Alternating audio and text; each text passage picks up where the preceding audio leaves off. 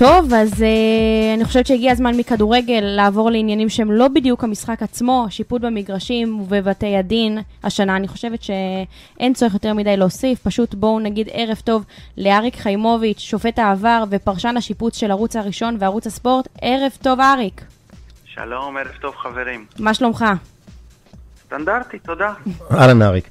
אהלן. טוב, בוא נתחיל בעצם מההתחלה. תשמע, אני באמת חייב להבין, למה אני בתור אוהד כרגע מגיע למגרש ובמקום לראות ספורט אני רואה תוצאות שמוכרעות על ידי טעויות. עכשיו אני רוצה כבר לסייג, ברשותך, אנחנו לא מנסים פה ליצור איזושהי דרמה סביב, אתה יודע, טעויות במתכוון או עניינים כאלה, אנחנו מדברים על טעויות, באמת על שגיאות. אגב, לא רק בישראל, גם באירופה. מה בעצם הסיפור עם זה?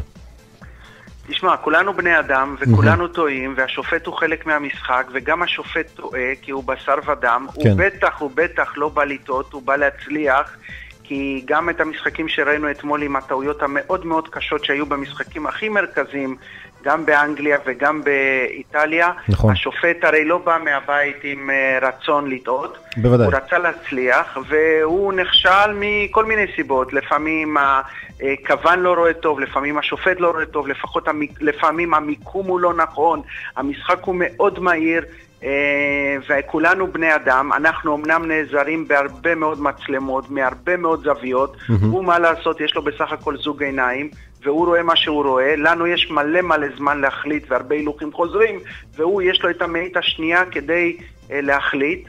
לצערי הרב, אתמול זה לא הלך טוב, לא באירופה, וגם אצלנו לפעמים יש שבתות לא מי יודע מה מוצלחות. אני חייבת להבין שנייה, אריק, מגיע מבקר שופטים למגרש ביום של משחק וממלא טופס, דוח שיפוט, נכון? נכון. עכשיו, אם השופט באמת עושה טעויות, שיפוט נוראיות, קשות, גם אם זה שופט בכיר, פחות בכיר, לא משנה.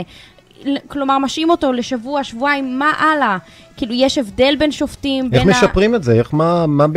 מה עוד בעצם עושים בעניין הזה?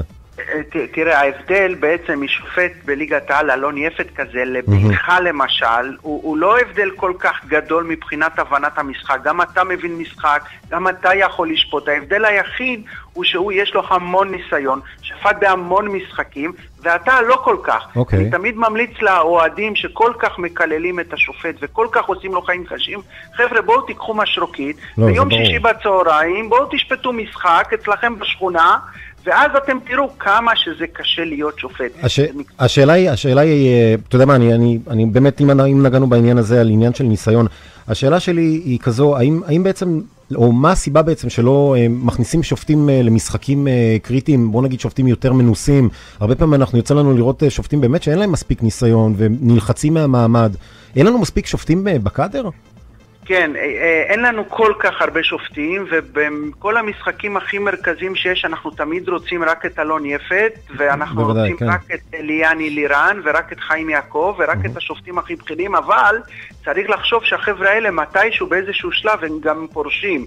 מאיר לוי למשל השנה סיים באמת קריירה מפוארת, וצריכים גם לגדל דור של חבר'ה קצת יותר צעירים, שכל הזמן תהיה תחלופה. אז אין מה לעשות, יהיו משחקים שבאמת ישפטו השופטים פחות בכירים נקרא לזה, בתקווה שבאמת הם יצליחו, ישפטו טוב, וככה יהיה לנו דור המשך. אי אפשר לכל משחק לשלוח את אלון יפת, אין מצב כזה. ואולי כדאי להוסיף בנימה זו שגם שופטים, מה שנקרא, אלמותיים, כמו לפחות מהילדות שלי, צבי שריר, יצחק בן יצחק וכולי, גם הם היו עושים טעויות מדי פעם.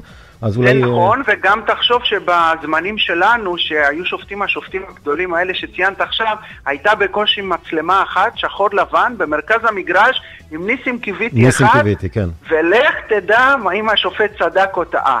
בחיים לא יכלת לדעת. אבל יש הרבה ענפי ספורט, אריק, שמשתמשים בשידורים חוזרים, כאשר יש בעיה עם קבלת החלטות לגבי דברים שקורים במגרש.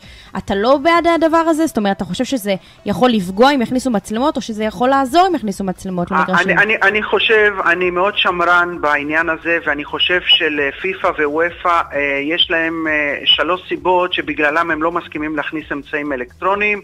הסיבה הראשונה זה שהם רוצים אחידות, מה שטוב לליגת העל או לצ'מפיונס ליג או למונדיאל המונדיאל, הם רוצים שזה יהיה גם לילדים 7-7 שבת בבוקר, וזה בוודאי לא ישים. הסיבה השנייה זה שמשחק כדורגל נמשך 90 דקות, ואם כל שנייה על כל אאוט וקרן נרוץ לטלוויזיה, אנחנו נגמור את המשחק אחרי 3 שעות. והסיבה השלישית שהיא הכי חשובה בעיניי, הם אומרים שהכדורגל הוא עדיין משחק אנושי. כן. כמו ששחקן חלוץ לבד מול השער מעיף את הכדור לעננים ומוריד ציפור, גם לשופט מותר לטעות. אנחנו בני אדם, זה משחק של טעויות, כל עוד אנחנו משוכנעים שהשופט לא מושחת ולא רמאי ולא קיבל כסף, אנחנו נותנים לו את ההחלטה, ואנחנו רוצים שהוא ישפוט הכי טוב שהוא יכול, ואנחנו לוקחים בחשבון שגם הוא יעשה טעויות. ואתם רואים עכשיו בחידוש ממש מהפכני, כן. שהם לא שמים אפילו מצלמה על המשקוף למעלה, אלא שמו עוד איזה שופט שם על קו הרוחב כדי לעזור, אבל רק בני אדם ישפטו את המשחק הזה. עכשיו בוא תאמר לי, בוא נעבור לבתי הדין. אנחנו היינו עדים בסוף השנה שעברה לבלגן מאוד גדול עם ענייני העונשים. לטעמי, שוב אני מדגיש, זו דעתי בלבד, העונשים הם לא אחידים. מצד אחד אנחנו רואים ריצה של שחקן לשופט והוא לא נוגע בו ומקבל 12 משחקים בחוץ, והאלימות הבאמת מטורללת ומטורפת שהייתה במשחק של לוד, 3 משחקים פה, 3 משחקים שם. בוא נדבר קצת על אחידות. מה בעצם קורה? יש לנו ספר חוקים, יש איזושהי קביעה מסוימת שעובדים לפי זה, באמת, ונקודה נוספת שאני כן אשמח אם אתה תוכל לגעת בה, זה בעצם, כשאנחנו, גם להבדלים בעצם בין ליגות, אנחנו רואים עונשים הרבה יותר כבדים בליגות נמוכות, לעונשים אולי פחות כבדים בליגות גבוהות, וביטול עונשים, ערעורים וכו' וכו', ממש קרקס שלם. בוא אם אתה תוכל קצת לדבר על זה.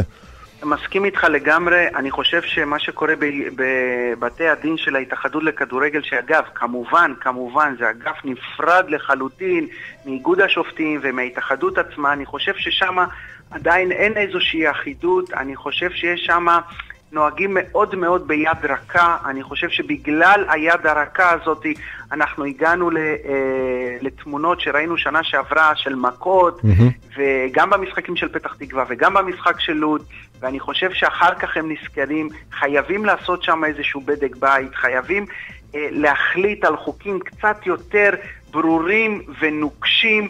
תמיד יש איזושהי פרשנות שאיכשהו הקבוצות בליגת העל יוצאות קצת יותר בזול, מכיוון שהם תמיד טוענים שמשקיעים הרבה כספים, ואם העונש יהיה כבד מדי אז הם ייפגעו בצורה אנושה, ואולי זה נכון, אבל עדיין קבוצה בליגה ג' צריך שיהיה לה, בדיוק כמו שאנחנו מצפים ששופט יתייחס לקבוצה במקום הראשון או השני, מה שאנחנו קוראים קבוצה גדולה וקבוצה קטנה באותו הדין, גם בבתי הדין אני חושב ששם צריכה להיות יותר אחידות. אני מסכים לגמרי עם מה שאתה אומר, גם בעניין העונשים היחסית קלים, הם לא מונעים שום התפרעות ומכות בתמונות כמו שראינו, וגם בעניין העונשים חייבים להיות שם יותר אחידים עם כולם. כן. אריק, אני רוצה לגעת בנקודה אחרת, נקודה דווקא מרגשת. לירן ליאני, שופט מצוין לדעתי, שפט ביום חמישי האחרון בליגה האירופית את אינטר מול פרטיזן בלגרד בסנסירו. אני חושבת שזו נקודה מאוד מרגשת. אפשר להגיד שהוא השופט הבא של ישראל. משהו קצת אופטימי נגיד. קודם כל לשפוט בסנסירו, אם הייתי שופט שם הייתי חוזר ופורש. זה אחד המגרשים שזה פשוט כמעט השיא של השופטים שלנו, גם אלון יפת, יפה מאוד בצ'מפיונס ליג, ולירן ליאני, ודווקא לירן ליאני שהוא באמת אחד טובים שבשופטנו. לפני שבועיים היה לו משחק לא כל כך טוב, נכון. בליגה שלנו. שהרחיק אצל רועי כהן. נכון. נכון, והנה זה קורה, יום שחור, אבל הוא התאושש, והוא שופט, הוא באמת בחור, לקח לדוגמה את לירן ליאני, בחור שמשקיע, בחור שרץ, בחור שמנתח את האירועים, מנתח את המשחקים, הוא לא צריך את הדוח של המבקר, אם כי הוא חשוב, אבל הוא לא צריך את הדוח שלו כדי להבין כמה שהוא טעה במשחק אחד. אחריות. כן, אבל עוד פעם, יום שחור, ממשיכים הלאה, זה התפקיד שלנו, לפעמים יותר טוב, לפעמים פחות טוב, והנה הוא שפט במילאנו מצוין, הוא ימשיך לקבל משחקים, הוא באמת אחד השופטים הטובים שלנו, והוא מודל לחיקוי באיגוד השופטים. אגב, הוא גם אחד המדריכים של השופטים הצעירים באיגוד שמתקבלים לאיגוד. זאת אומרת שהדור הצעיר שלנו מבטיח. הדור הצעיר שלנו מאוד מבטיח. כשיצחק בן יצחק התחיל לשפוט, אמרו לו, אתה רוצה להיות שופט, תבוא בשבת, תביא איתך חולצה שחורה, מכנסיים שחורים, אם יש לך משרוקית זה גם יעזור. היום כדי להיות שופט בינלאומי אתה מוכרח לעבור מבחן באנגלית, מוכרח להביא תעודת יושר מהמשטרה, מוכרח לעבור מבחנים. רוב השופטים שלנו הם בעלי תואר ראשון, באמת חבר'ה טובים, ואני מקווה שאנחנו נראה את זה בשנים הקרובות. ובנימה אופטימית זו, אנו נסיים. אריק חיימוביץ', שופט העבר ופרשן השיפוט של הערוץ הראשון בערוץ הספורט, אני רוצה להגיד לך תודה רבה שהצטרפת אלינו. תודה לכם ובהצלחה. תודה רבה. המון תודות. ביי.